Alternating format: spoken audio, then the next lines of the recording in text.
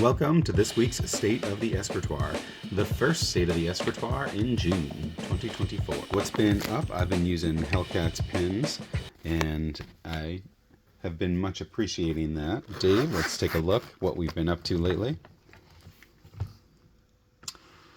All right, so I've been using these two the most, and we've got this one. And this one, you can take a look here. Nice Edison nib. This is a 1.1 stub. Inamukane Gane. I gotta look up more about that material.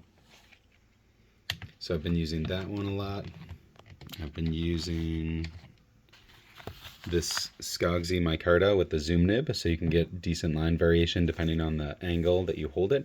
It's unique to me. I'm not used to it, and so, but my natural writing angle is very comfortable. It makes it almost like a nice bold, so I appreciate that. It's nice and wet, flows well, and you can reverse write very well or hold it at that nice steep angle if you want either. This is the steep angle. This one was actually reverse write, and it's almost identical. So, but I've been having a lot of fun with that one. That one's micarta. Otherwise,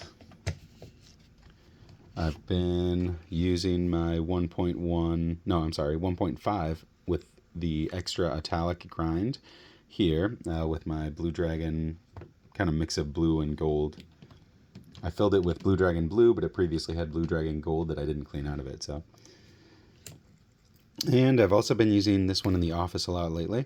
This is a 1960s pilot short, but it's in a gold fine, and I've put that Mont Blanc Irish green. Same as up here with the Skogsy, by the way. Both the fine Irish green there and that Skogsy are the same ink. I have been using my Pilot 743 Falcon a little bit lately, but not as much as the other pens because I've had so much to do. I have been using this Otmog here and there. It doesn't have a clip, so it hasn't made it into my daily carry rotation as much. This thing, I do love the mechanism here with that ball detent. Next up, I've used up all the ink that came with the Schaefer Snorkel here, and I did a deep dive myself into Schaefer, and I can't wait to kind of share that during the review with you guys. But let's go ahead and show you how to fill this one. So I previously contacted Dave, and I asked him what ink he would be comfortable with in there because it's a sack, it's a vintage. So he said go ahead and ink it in the Pearl Noir, so we're going to do that now. All right, so what you're going to do on one of these, you're going to counter, kind of thread to the left there until that spins out of its threads. Once it does that, you can actually pull this back, but that is also going to extend our snorkel a little bit and expel any ink that would be in there. So do be careful when you do this. Now I've already done this, I've cleaned it, so I'm not worried, but that's the premise here. So what you're going to do is you're going to put that snorkel into the ink, and then you're going to press this down. Ready? Here we go. Heard some gurgling sounds in there. That's a good sign. You're going to leave it there for about 10 seconds. Gives that sack time to expand and suck up that ink. And then you're going to take it out, and you should be good to go. We're going to clean this real quick. I've got to go grab a paper towel. And I'm actually out of paper towels here, so this thing comes to the rescue because I always have paper towels in here when I'm out and about with this thing.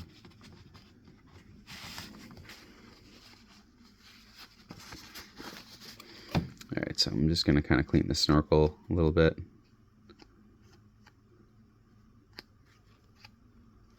And I'll go ahead and do what I can there with the nib. This is a black ink, so it's very noticeable. Pearl Noir I've heard a lot of good things about, though. It's from J. Irvin. Alright, now to retract the snorkel, you're going to go ahead and screw this in, and when you keep screwing it clockwise, and let's see how it's just like pulling that little snorkel back in. And you just do it, and you meet a stop there, and it kind of sits more or less flush. It's not perfectly flush, but it's basically, for all intents and purposes, it is flush. And then we should be good to go. Let's give it a writing sample and see how we did.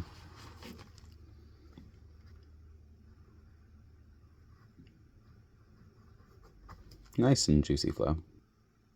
All right, so that one writes nicely. Now we're going to go ahead and cap that up.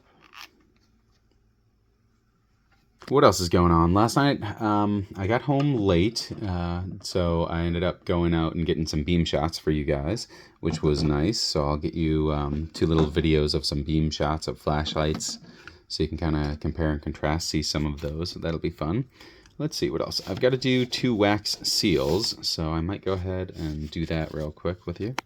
So I've gone ahead and I've already addressed my envelopes. When I address an envelope, I use my Smooth Precision Pens jigsaw here. Look at the intricacy of the milling. Can you see each piece has a different milling direction? It's awesome on the inside. Pimped out with some zirconium clips and zirconium cap from Q3D. And on the inside is a G2 gold. So it looks awesome.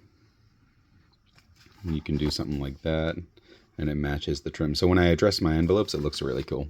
I'm gonna go ahead and pick some colors here to mix and match here. Let's see, we're in spring, right? So let's do like a spring theme. We'll do like greens, kind of a limey green. We'll see how that one goes. So I like to mix and match about 2 or 3. So I'm gonna do, I like to do kind of similar colors. So I'm gonna put those 3 in. You got some nice greens over here too. This is like a double set on Amazon for less than 20 bucks. Look at all these you get. Oh, that's a cool green. Yeah, let's do one of those. One of these dark ones. And then we'll do a real dark one. So this one, the next one's going to be even darker. I'm almost out of my green envelopes too. I'm going to need to order some different envelopes. Maybe I'll get blue next time. All right, I think we're about good. Let's go ahead and do this.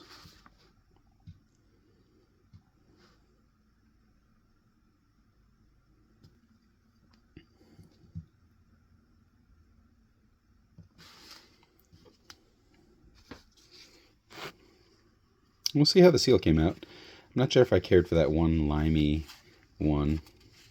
That's the problem with getting the mix packs, right? You're going to get some that you're not super big on, but not bad. That's why I'm trying to mix them and match them. Use them in a way that might actually result in some benefit. We got our next one melting, and now we're just waiting for that to dry. When that's dry, that'll kind of pop off this part. But so there's that one. All right, we are ready for our next one. Let's do this. I like these green colors better. We'll see how this one comes out. My pour was a little high, but this is still already sealed with regular adhesive anyway, so this is more ornate decoration, not necessity. But it's fun. I like doing this. I like adding this flair to my correspondence. All right, let's see if we can pop it off. I paused it. Oh yeah, that came. See, that was probably like closer to a minute. I just let that sit.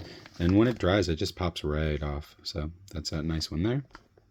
And here are our finished projects here. I put the gold, as you can see, on both. And here's a great example. I was too heavy with the gold, and I got in those crevices with that gold accent. And because of that, I lost some detail there.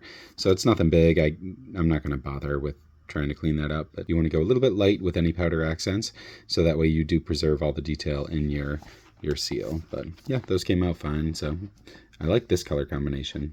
It's cool. Ooh, now I get to pick out some stamps too. Let's do it. I'm gonna go ahead and do some cool car stamps with these guys. Nice, cool stamp on there.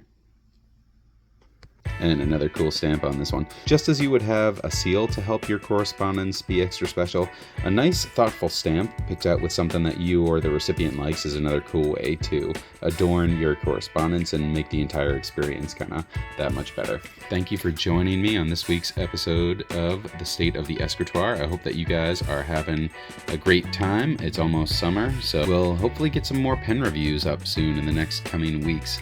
Thanks to channel sponsor Dave. Thank you again. Take care, everybody. Enjoy the beautiful weather.